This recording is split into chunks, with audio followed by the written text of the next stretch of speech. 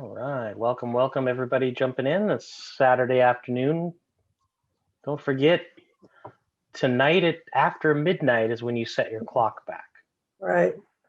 I don't like saying Sunday morning because that makes me think I have to wake up at 5 a.m. and set it back, stay up late and then set it. Right. All right, welcome everybody to this afternoon's webinar. Today we're going to be discussing building chicken coops. So excellent. We have our friend Jenny back with us now. If you weren't here this morning, Jenny Call is with us from GardenSphere.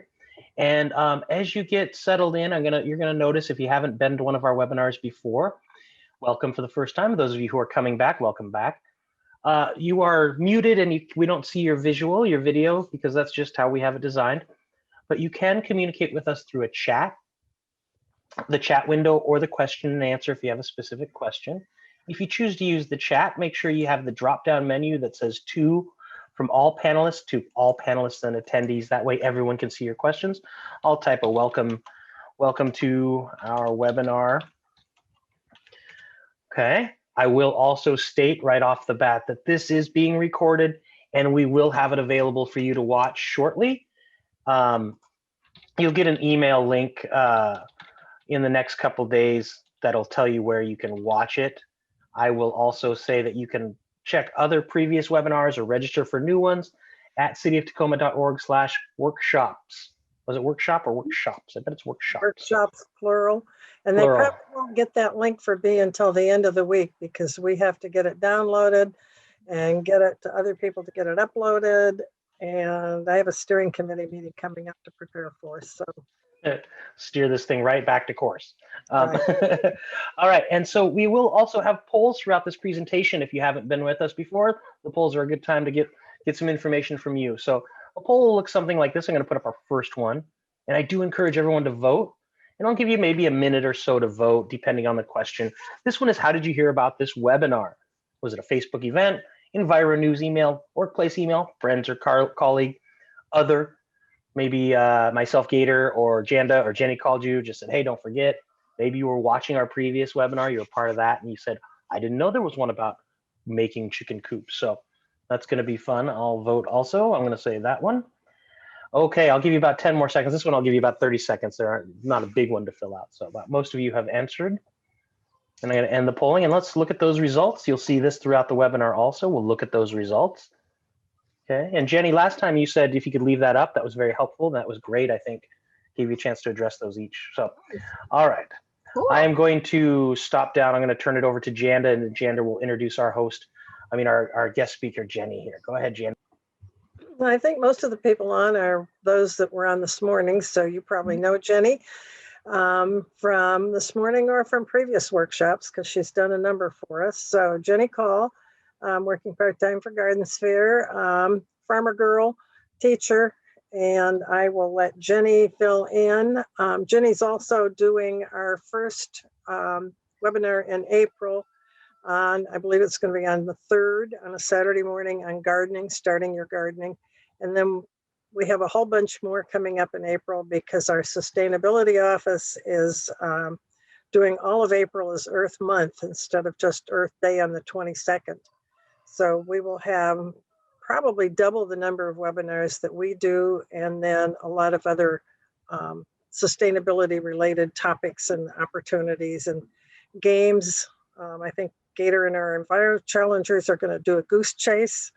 So be sure to check us out on the website for April. So Jenny? Hello and welcome. Yes, so. Sorry, I hit the wrong button, Jenny. My bad. Sorry.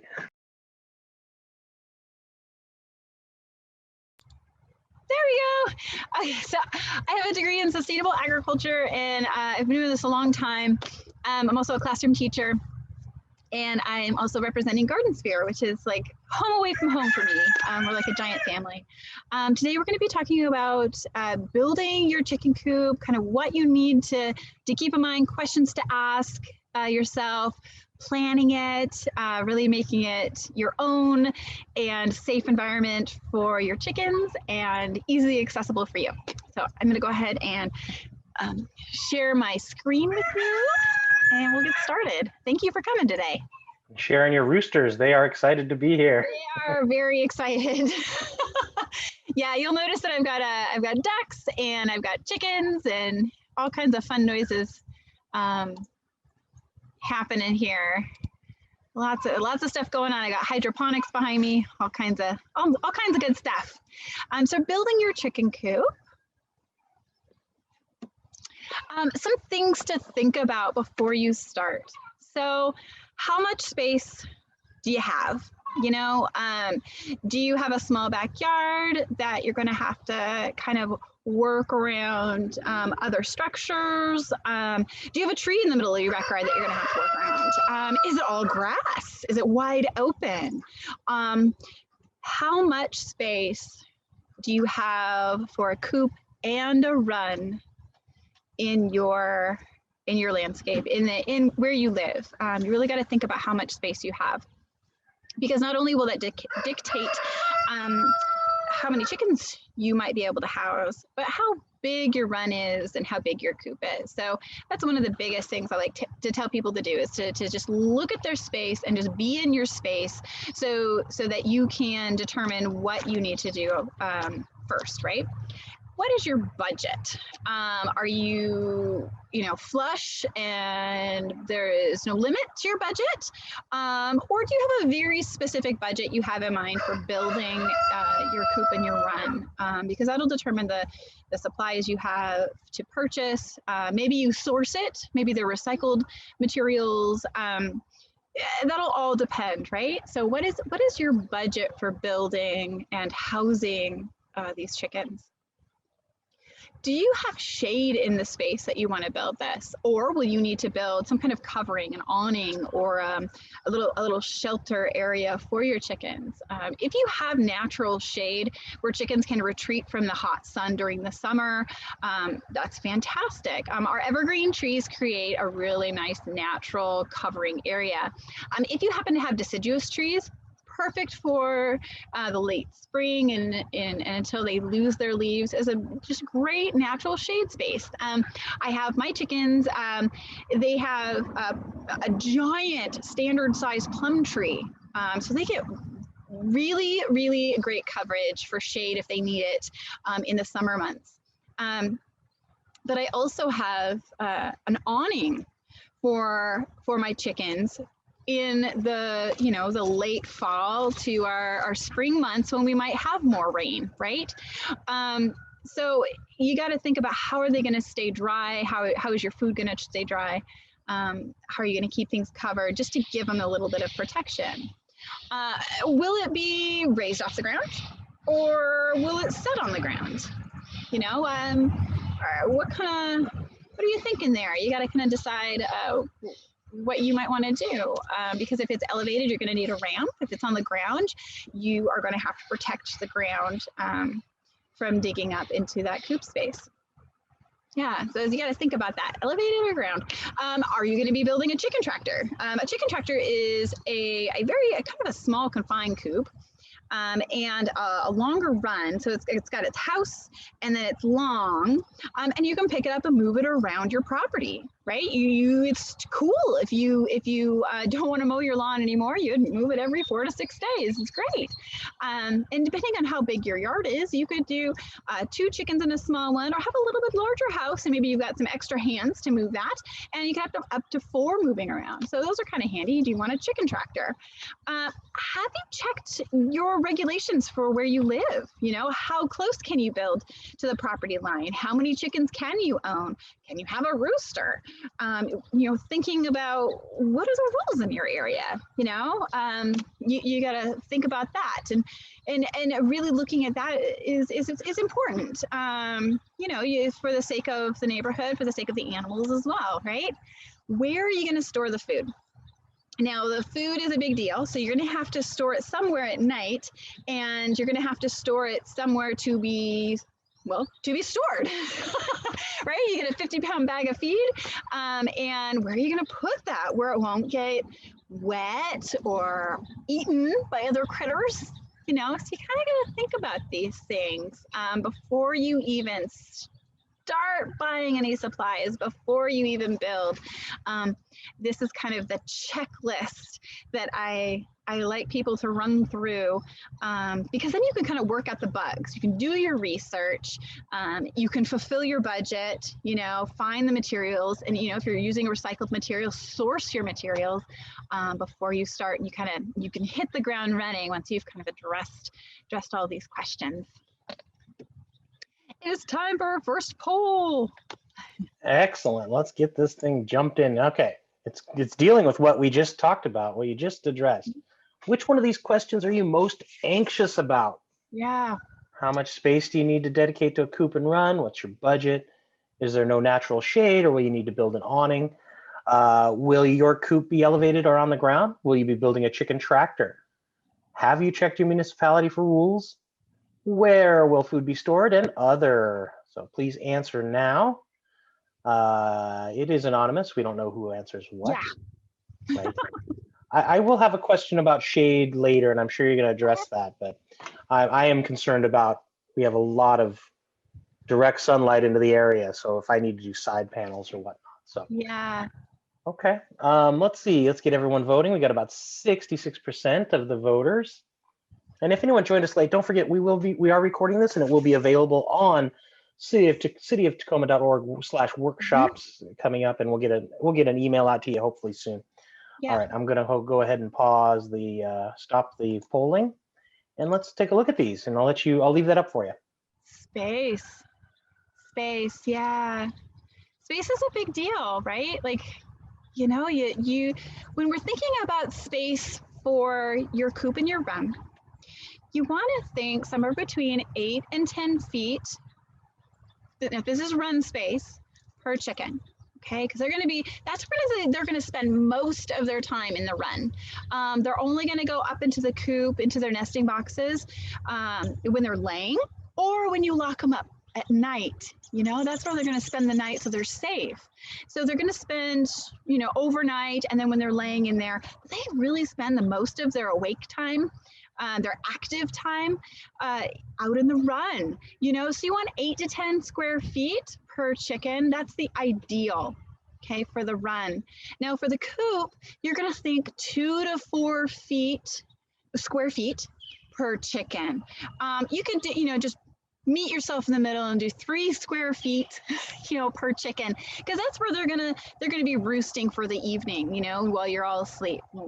They're just gonna be sitting there in their rest position. Okay, so again, it's 8 to 10 square feet for the run space per chicken, and inside the coop 2 to 4 square feet for inside of the coop space.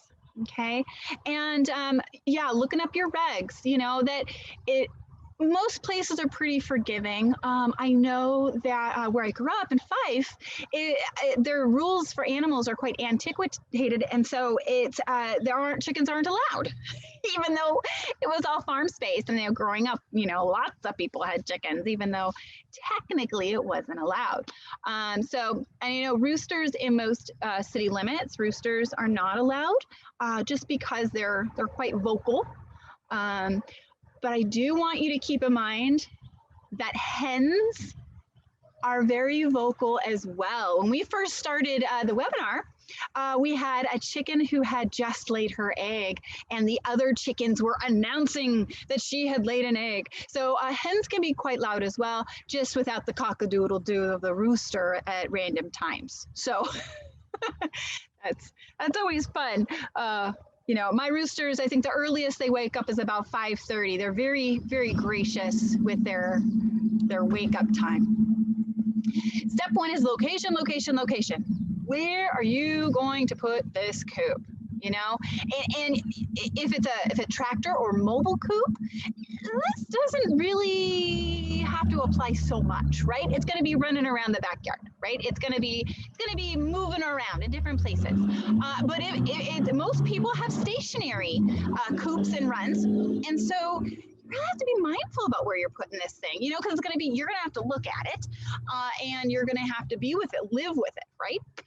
So some things to consider is how much light during the day do we have? You know, does it just get morning light and the rest of the day it's shady? Does it get sun all day? Is it shady all day? So places that are shady basically all day, you may want to cut down some greenery, so at least they have a little bit of sunlight for, about 4 hours, 5 hours out of the day, a little bit of light, I mean, I know how I am, and we are the winter months when it's dark, dark, dark, you're very sluggish and sleepy. You don't feel like doing much. Same thing with the chickens, they're gonna not maybe lay as efficiently, they're just not gonna have that sunlight, and they need the vitamin D too. If it's sun all day long, okay, you're gonna have to really pay attention to where the light is coming from. When is that the most intense? Okay, normally the most intense light is from 2 p.m. to 5 p.m. the most intense heat and sunlight. So you may want to figure out, well, maybe I need to put up a sidewall, to block that for that period of time, for that intense light. Maybe I need to extend my awning because that's the direction that's coming to give them that shade protection during the hottest part of the day. Not so much in the wintertime, but really it comes into play in the hottest time of the day because they can overheat. Okay, so really be mindful about where that light's coming from, and if it's full sun, full light all day long, you're going to want to make sure it's shaded during the hottest part of the day, 2 p.m. to 5 p.m. That's when you're going to want to do that. So spend a day just really being outside and looking at what time it is and seeing what the light's doing, so that you can better adjust the coop for yourself and the shading process. Natural cover is fantastic. Again, too much shade, too little might need a little protection, right? Again, like my plum is in the back, and boy, oh boy, that's wonderful because I get light back there, but they get shade during the hottest part of the day. Does your yard really have enough space to handle a run in a coop? And can you build on the side? Can you build from the back to the front?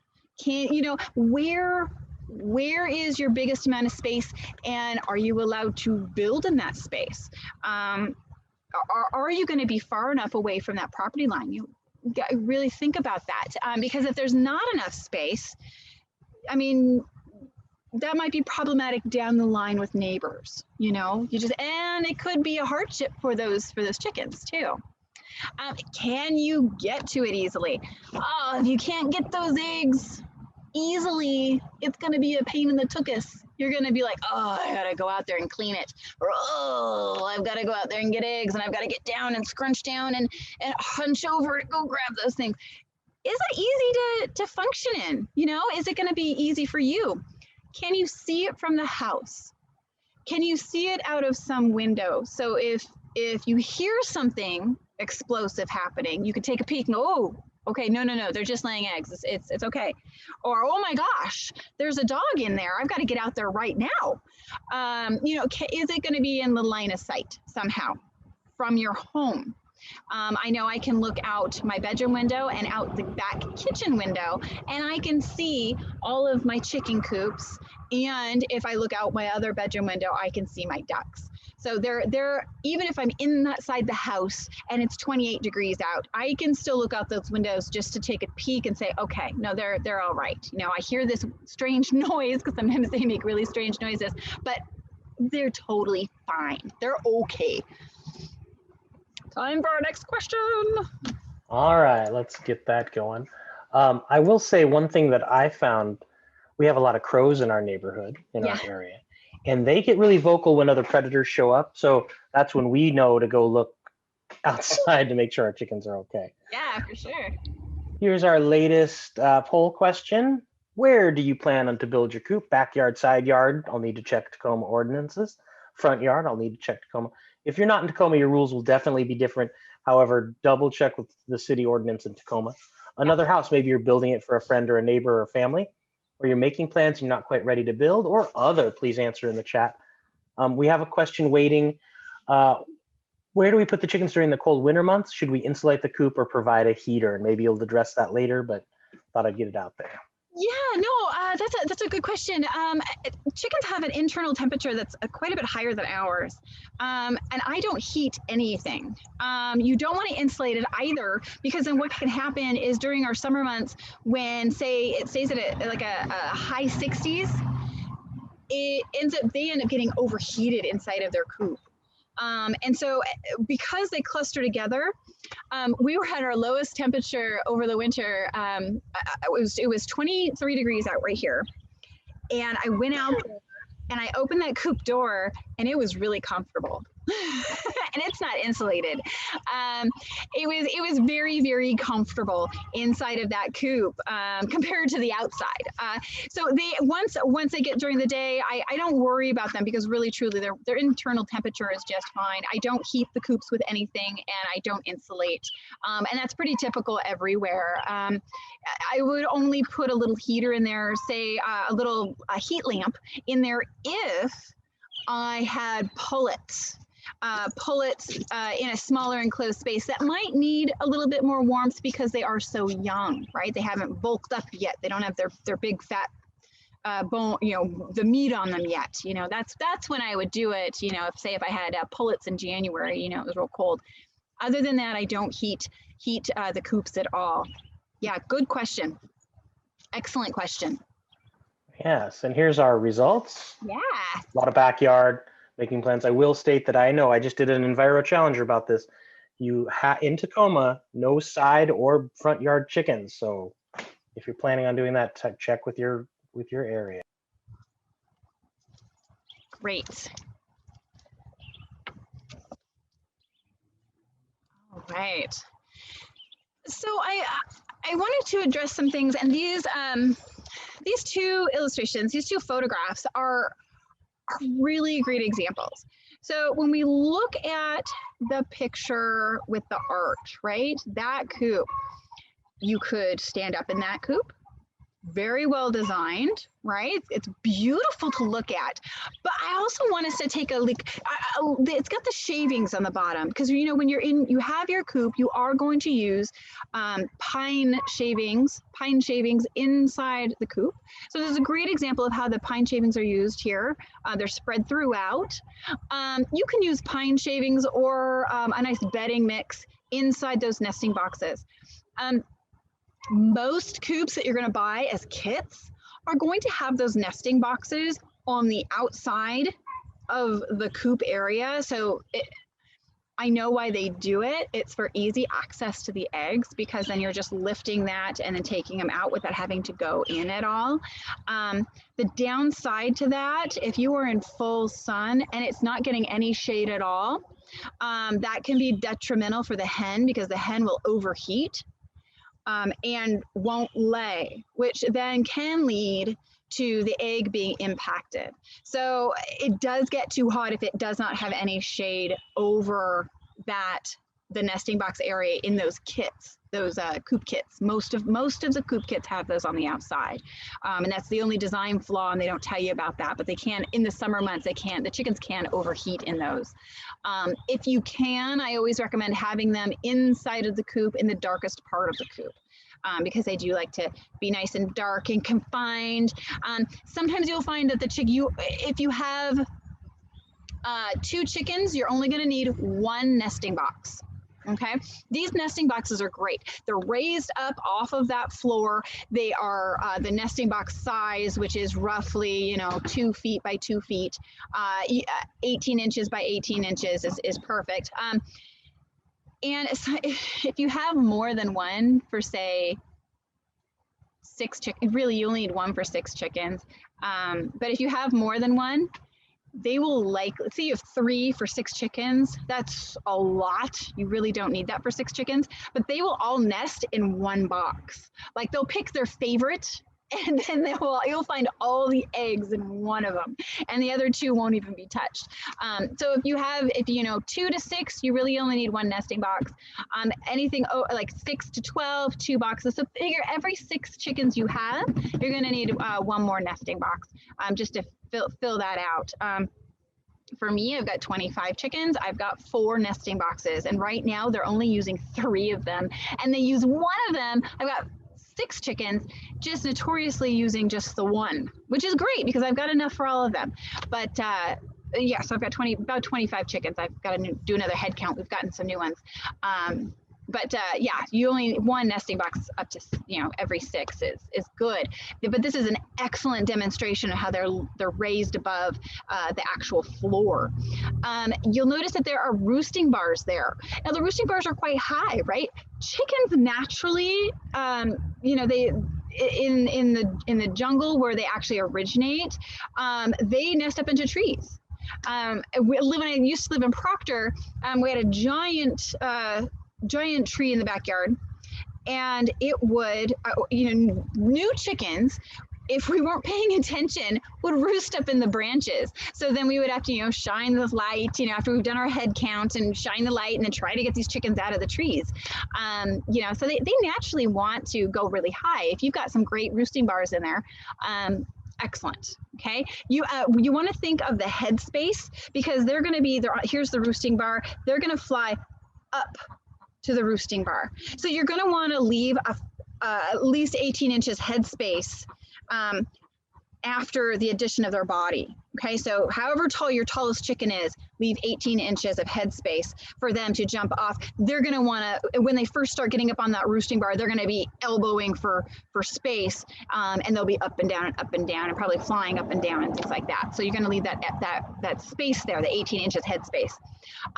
Here we're using the round dowels. I prefer to use the 2x2 square boards, pieces, because it allows the chicken feet to lay flat instead of curling on that roosting bar. Over time, they can develop arthritis in their feet because they're always engaged in holding. Whereas on that 2x2 surface, they can keep their feet flat and they can balance efficiently. Okay, so that works out really, really well. Either are fine, but just know that they may develop some foot issues as they get older. If they live, you know, past 6 to 8 years, you know, they might have feet soreness, right? A little bit of arthritis in the feet. On the picture on the right is an excellent demonstration of the use of hardware cloth.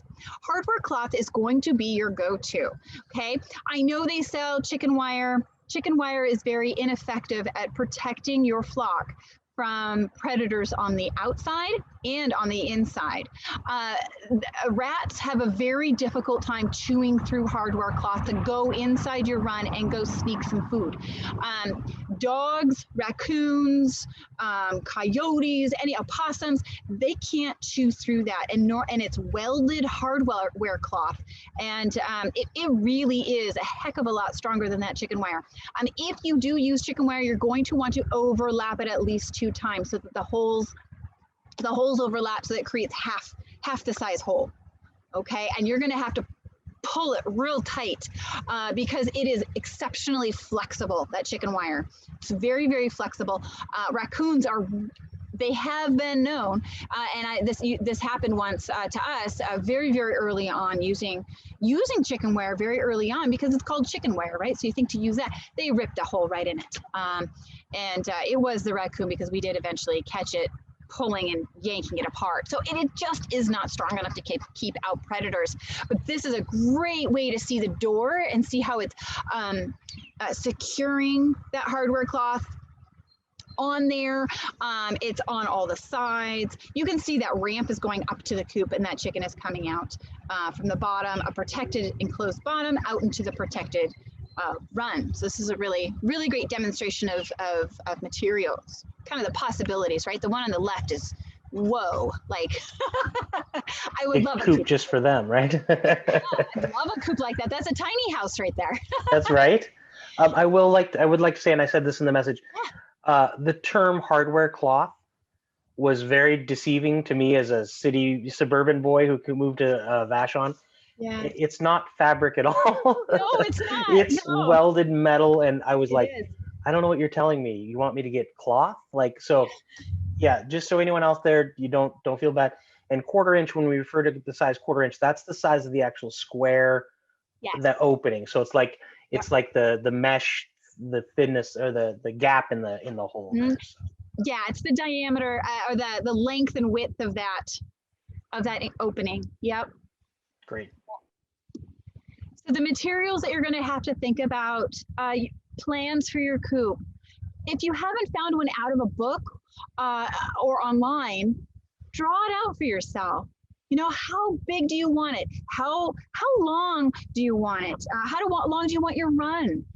Really draw it out. Think about it before you do it. Make sure you have those plans.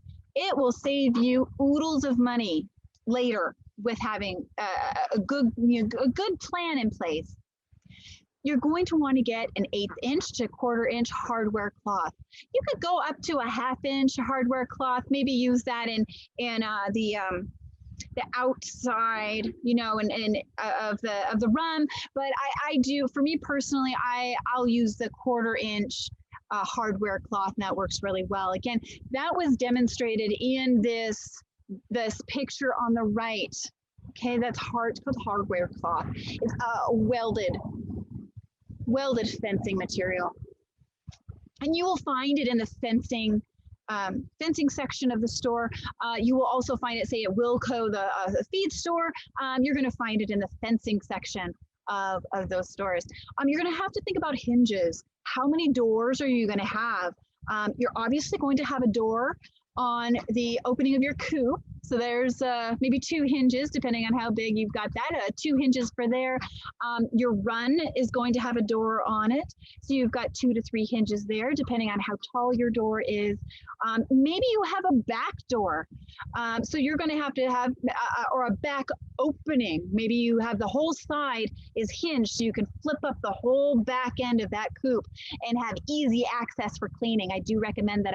We did that to our first coop, and I'm so thankful. So you'll need 2 hinges there. So anywhere where you're going to have an opening, you're going to have to think about how many hinges you're going to get. Of course, hinges come in all, you know, do you want it brushed? Do you want it black? Do you want them white? You know, think of color too. You're going to have to look at that. I really felt that having at least one on the coop itself for easy cleaning, having one side of the coop that completely opens so you can just take out all those shavings very, very easily, and have maybe a wheelbarrow below so it all goes right in there, even for the smallest ones. It really is helpful to have that full side up for cleaning. And you will have to do a deep cleaning on that too. So having it up for a deep cleaning that you'll do midsummer each year, it really helps a lot. Latches, you're going to need latches for every opening as well. And now I do recommend a hook and eye spring-loaded latch. And I do this because raccoons can't open them. Raccoons have gotten very savvy. Unless you're putting a lock on there, a U-lock on there every night, they will turn things and push things and pull things very easily with their hand. They can't pull the spring and lift at the same time and keep them held all at the same time. So it's one latch that we have found that raccoons just cannot open. Even with those pre-built coops, we've replaced, we have a couple that we've purchased pre-built. Just for ease, because we got quite busy, and then we ended up having some chickens dropped off from friends. And so we just went out and got a little A-frame, and we replaced all of the latches with the spring-loaded latches because of that, because we know raccoons can't open them. So you'll need to make sure you've got a strong latches on there, or put a U in there, U-lock. You're gonna need lots of wood. Think about what kind of materials you're going to need. Of course, there's lots of resources out there for to reuse wood, and you can get recycled stuff pretty easily. Lots of screws. Don't use nails. Eventually, they pop out. So use lots of screws. The reason screws are much easier to take out in case you make a mistake too. Nails, you're going to prying it and bending it, and it just creates a giant mess. So lots of screws. And then, of course, you could always get the pre-built coop option, you know, maybe it's a kit. And maybe then you just need your drill, you know, and a screwdriver maybe, and, you know, just the directions to put it together. So this is like your bare bones materials list. Now I know that there's a lot of plans out there. You could make the most extravagant house. I've seen some really beautiful ones in all over Pierce County, and some coops are just, I mean, you could live in them. They're absolutely gorgeous. So just something to think about. You know, this is the bare bones list. So I just wanted to make sure we had a demonstration of what you're going to see for hardware cloth. You can see it's rolled up nice and tight. It's got it's a square mesh. Okay, it's really sturdy. It bends. It's very pliable. Okay, so it may be a welded fencing, but it is very pliable. It's very easy to use. I do recommend using staples. You're gonna outdoor staples, obviously. You can get all kinds of staples. Make sure they're fairly long. Keep those in. Super easy to work with. And then here's a picture of that hook and eye latch with spring. Also very easy to use. You can place them anywhere. And even if you get the pre-built, I would just secure it. You could keep the lock on there that comes with that pre-built, but then add an additional hook and eye latch with the spring. This is a great demonstration of a chicken tractor. You can see that they're very long. They always have smaller coops on top. It looks like we've got about 3 chickens in there. There's one down below. But it also has an exit on the bottom too for the chickens if they want to come out. So that will get moved around. And they do have a top to that to protect from the weather, sun, rain. And so it's a nice way if you want to mow your lawn for, well, not for free, but for fun, they will do that for you. And again, you want to move it every 4 to 6 days. Next question. All right, here we go. Oops, let's see. It is question. What kind of coop would you like to build? Please vote early, vote often. A-frame, elevated, tractor style, that's the movable, ground level, walk in, reach in. Maybe you have an other. I didn't put other on there as a choice, but you can always add that to the chat. Excellent. I found on clips carabiners we like to use. Mm-hmm. And those are nice. They're fast to clip on. And so if you have a little difficulty opening latches yourself. So Yeah. Ooh, looks like with 57% of the people in at 30 seconds, a lot of people are choosing elevated. That's an interesting.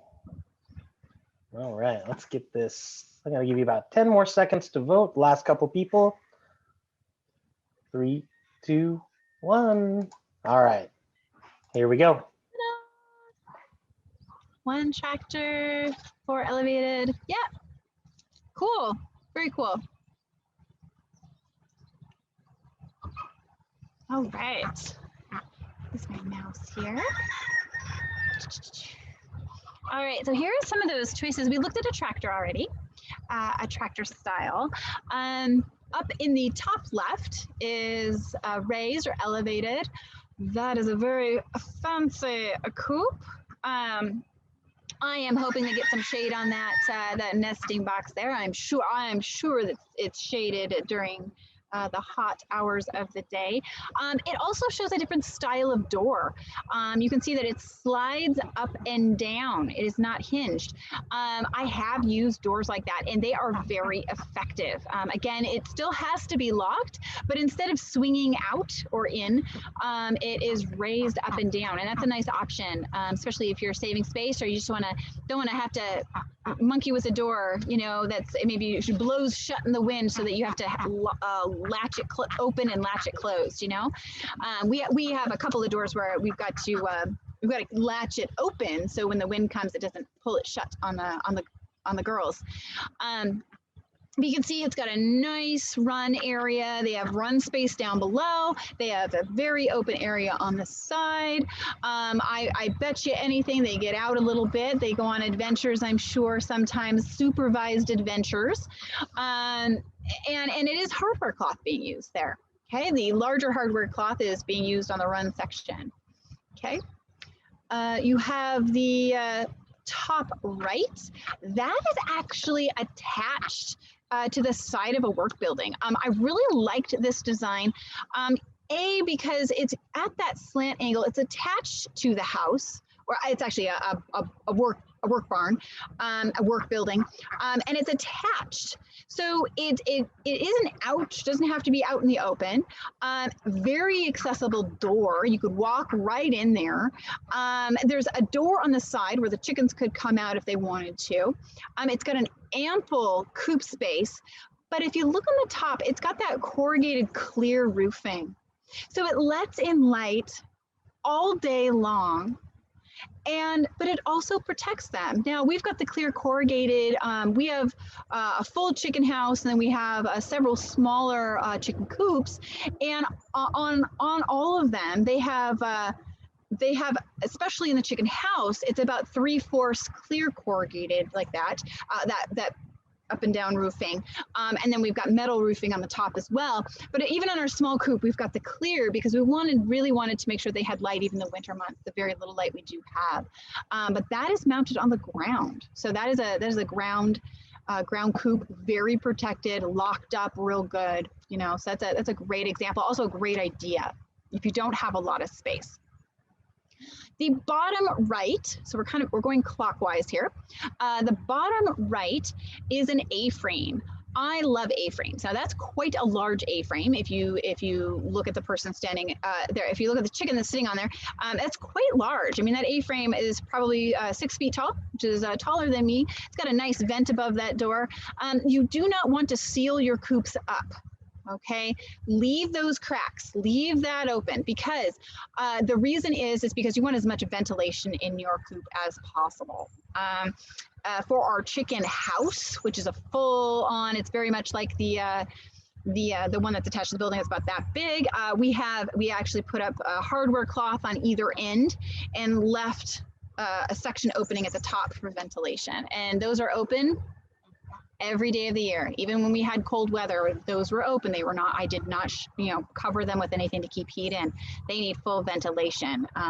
Chickens can be kind of stinky, and you don't want the ammonia if maybe you haven't been able to clean it. Even if you have been cleaning it, that ammonia smell can build up very quickly, and especially in heat. You're going to want that ventilation. The bedding can sometimes have a scent to it as well. Vent that out, okay? With the A-frame, you notice that you've got that metal roofing. I do recommend metal roofing because it lasts forever, and it's really easy to manipulate and move. It creates a great roofing system for coops. If that's in your plan, that way you don't have to worry about getting roofing materials for your coop.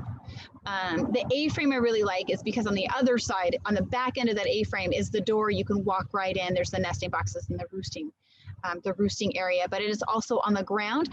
Even if you have your coop on the ground, you still need a ramp. Okay, and you'll notice each of these ramps, they have the wood slats on there. Those are those half dowels. Okay, the half dowels, and you'll just pop those right on so the chickens have something to walk up on and grab. Otherwise, they have a lot of trouble getting up ramps. So that it's like there's steps, right?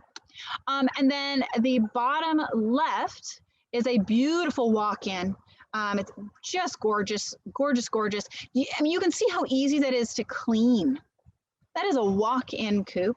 I just love that design. It's just beautiful. Those nesting boxes have ample shade. So those chickens are not going to overheat in that coop. They have ample airflow, easy to clean. I mean, you can see this gentleman. I mean, he can walk right in, shovel it right out. Very, very easy to use. I mean, you cannot downplay the walking coops enough. I got to tell you, I do have elevated, but I love my chicken house because I can walk right into it, and it is very, very easy to maneuver in and very easy to clean out. I do have the hinge sides on my elevated, which also makes it very easy. But we do have one small coop that does not have a side that comes all the way up. I can't lift that whole side off, and it is a pain in the dickens. So really think about how you're going to clean that out, because you don't want to have to be battling corners. Okay, so these are 4 really outstanding examples of raised elevated coop, building off the side of your house or a garage, right? Excellent example of that, A-frame and then a walk-in. And I'm just gonna go back to that tractor real quick, and then there's our tractor, okay? There's lots of ways to do tractors, okay? You can make them very, very small, but they have the run really big, which makes them exceptionally light. And even here, they're using farm fencing. They're using the welded fencing. It's 2-inch wide, 4-inch tall welded fencing on that for those chickens. All right, now I always tell folks, you know, check with the regulations before building, okay? Always check with the regulations for building, because University Place is different from Tacoma, Kent is different than Yelm, then is different than Fife, then is different from Fircrest.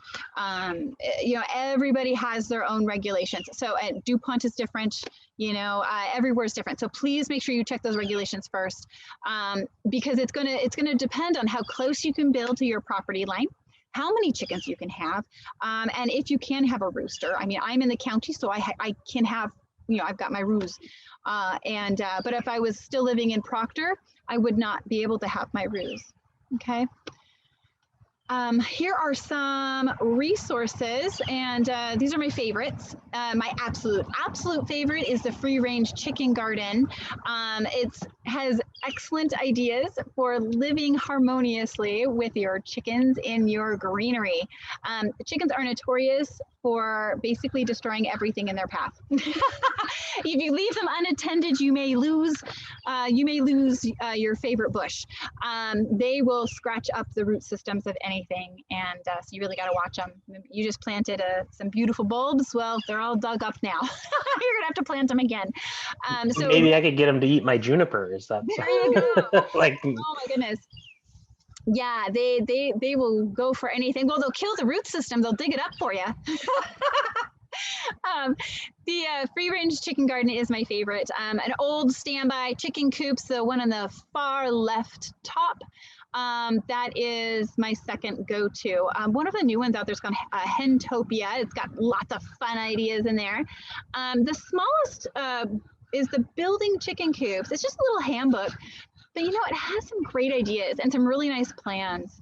The Backyard Homestead, their entire series, the Backyard Homestead series of books are fantastic. Okay, so the building projects one not only has coops in there, but also has building projects for other things as well. So it's very multi-purpose homestead building book. And then the Chicken Coop Plans Building with Ease also has some very good, very easy plans in there, okay? Reinventing the Chicken Coop has just fun, inventive, creative ideas. Now, say you got maybe 2 of these resources, you could find all of the best parts that you like and create your own plan, okay? But these are kind of my go-to, my favorites list of resources. Most of these should be available at your libraries, so you don't have to purchase them if you don't want to. I've checked out a few of these in my library, just so you know, and so. Yep, libraries are great. The other thing, let me throw out the other thing is check the Tacoma Tool Library. Mm-hmm. If you don't have all the tools that you need.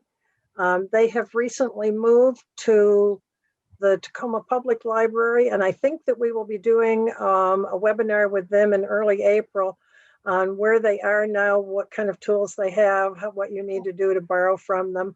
But that's a really good resource. And during COVID, they have been doing a delivery system, but they're changing that now where it'll be a pickup.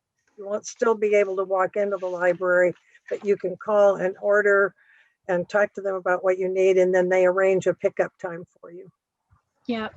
I have a few building questions if you have a moment. Great. Should a coop be lighted at all night, either by solar or AC powered for security? No. And no, not necessarily. Yeah. I have found that we put a little portable radio out in the coop, tuned to like the news station, and so it sounded like voices is what we and Yeah. kind of deterred a lot of things. So it was an interesting little thing. The other question is, if we open house windows during the summer, is there a certain distance away from the house you should place a coop to avoid unpleasant smells? I think that kind of, yeah. Well, no, that's a good question. If you are properly managing your coop, you shouldn't be smelling anything. There you go. You should be smelling the scent of pine shavings. And if you're using some kind of baled material, straw or a bedding of some sort, truly, if you're managing it efficiently, and if you've allowed enough airflow, you know, and you haven't sealed it up tight, you shouldn't be smelling anything. My chicken house only starts to smell a little ripe when I have not, because I do my chicken house, which is 4 feet by 20 feet. It's quite large. And I do that once a month, every 4 weeks. And if I know at the 6-week mark when I've been too busy and I just let it go a little bit, it's only until I have not had the time to do it where it starts to get a little ripe because of the accumulation of feces, you know? So if you are cleaning it out regularly, you shouldn't be smelling anything. I do recommend once a week, freshening your by shaking and flipping your shavings inside of your coop, because a lot of times what happens is that the feces sits on top, it compacts, and it only absorbs, you know, about 2 inches, and then you'll notice when you clean it out, you're going to have, you know, perfectly fine shavings. Once a week, I suggest mix it up once a week. Just, you know, get a shovel and mix it up a little bit, and that will help a lot too, doing that. But you shouldn't have any kind of unpleasant odors if you are properly managing your coop, no matter how far away it is from your home. Yeah. And then the other thing is that lighted. So the reason that people think they might have to light it is because it forces the chickens, if it is lighted at night, lighted 24 hours a day, it is forcing the chickens to cycle through a lot faster. That is an unnatural cycle for the chicken's body. They will have a very short lifespan because they've expended all this energy on laying eggs. You might get 2 eggs a day from that hen, but that hen is not going to live very long.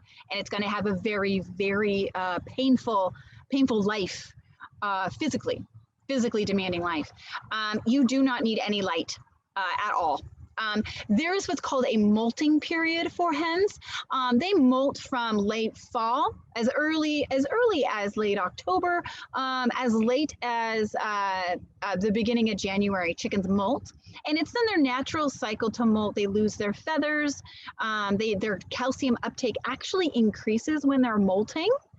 Because they're having to regrow their feathers. And then after they've molted, they start up that cycle of laying eggs again. And it is light dependent. So like my hens started to lay again, started to pick up. I got my first egg about mid-February, and now I'm getting, you know, somewhere between 8 and 10 a day. So it picks up with the seasons. So you know, just know that they're going to go through a natural cycle, and lighting them is really going to stress their body. So and plus it's a way, you know, then you don't have to spend the money. There you go. You just saved yourself, you know, $20 with a light. Having the radio is a great idea. So on the farm where I went to school. I went to school at Evergreen, and on the sustainable farm there, the chicks actually, we had a radio in with the brooder, and so the chicks heard voices, you know, could hear people, and so the radio was on inside with those chicks. And I think that's a great idea, having the radio on. It might disturb them during quiet hours, though. You have to think about, like, if you had the TV on all night long and nobody was turning it off and you couldn't turn it off, you know, is your body going to be able to rest, to regenerate? So you got to think about that too. But having it on during the day, say you are gone at work all day, having a radio out there on during the day is absolutely going to deter daytime predators. Yeah. Our chickens also like listening to the baseball game. So yeah. Also a greener, by the way. Oh, very good, very good. And maybe that's where I got it. So. There you go.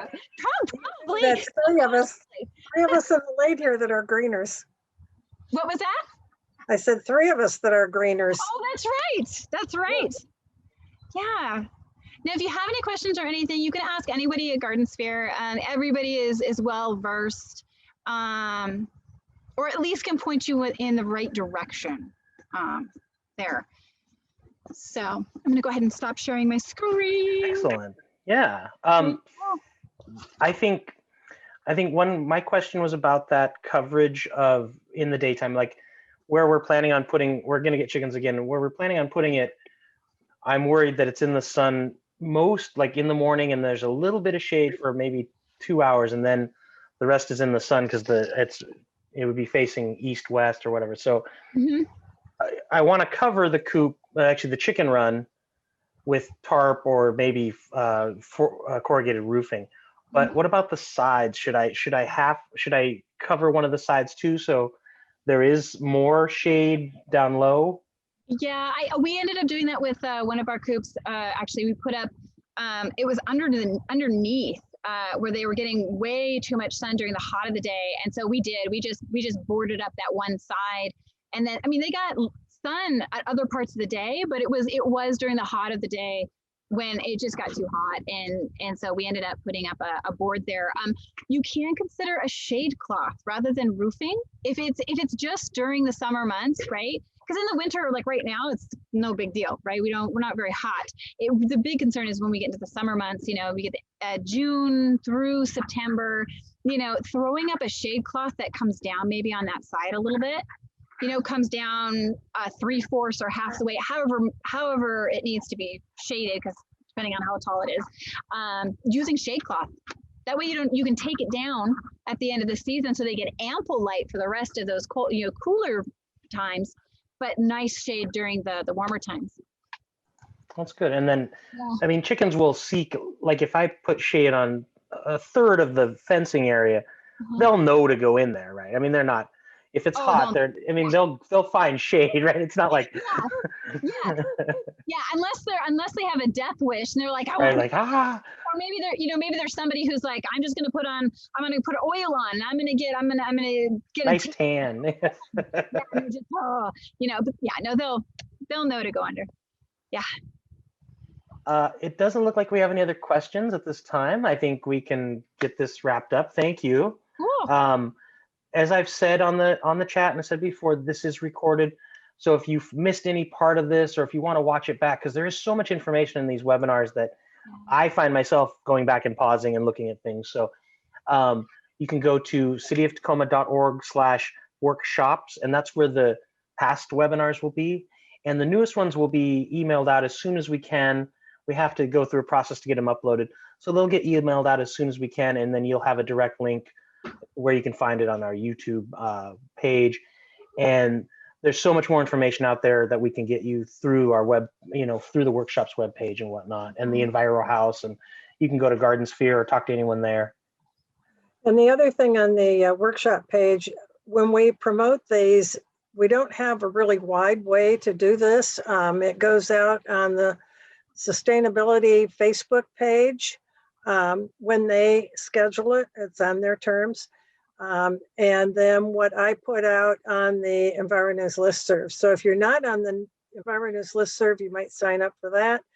But they, as soon as they're ready to be signed up for, they are on the EnviroHouse website workshop page.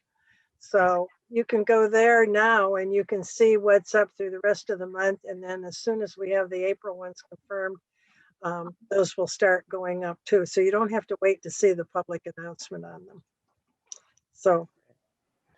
Well, great. Well, Jenny, thank you so much for sharing your backyard with us too, and all your wonderful birds and animals. But there was one moment where it seemed like it was like a couple of ducks and they were just having their daily conference, and it was wonderful. They go, and I was like, I don't know if that's an audio glitch that we've had before, or is that, it's ducks. So. No, it's the ducks. Yeah, they have lots of duck pinions, and then they have duck meetings, and then they have duck side meetings where it's just the runner ducks and just the pecking ducks. Like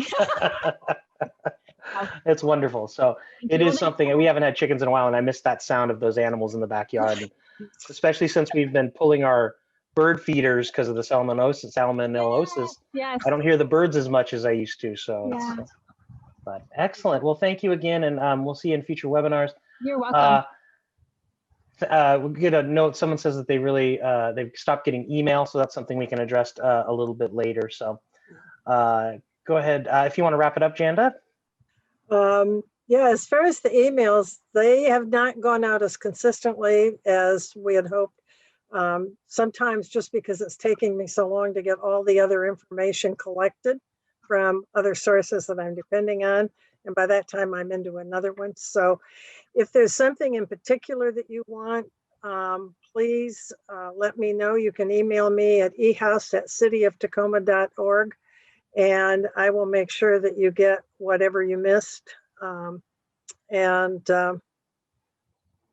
will say we will change our settings too. It might have been something because we got the new eHouse Zoom account. We might have to change a setting so that the reminders go out sooner or closer to, like, I remember there was a setting. So these are things we will work on. So. Okay. So thank you everybody for being here. And Stuart, I'm going to send you an email because I think you're my WCC guy. And if you're not, sorry, but you're going to get an email. Jan is on it. Jan is on it. All right. All right. Well, thank you. Thank you, everybody. All right. Bye. Bye.